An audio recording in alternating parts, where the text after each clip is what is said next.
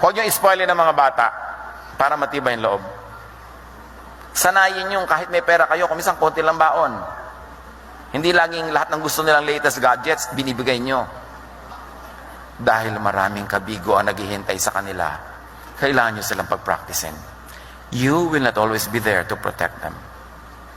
Ang ipamana nyo sa kanila, matibay na loob. Hindi maigagapi ng anumang bagay. Ecclesiastes 3:1. Ang lahat sa mundong ito ay may kanya-kanyang panahon, may kanya-kanyang oras. So oras ng kabiguan, di mabigo. Oras ng masaya, magsaya. Just survive the day, the hour, the minute. At pag hirap na kayo, ito sabihin nyo, this too will pass. Walang permanent, lalo hirap. Umaalis din yan. Just survive the day so that when God distributes new blessings tomorrow,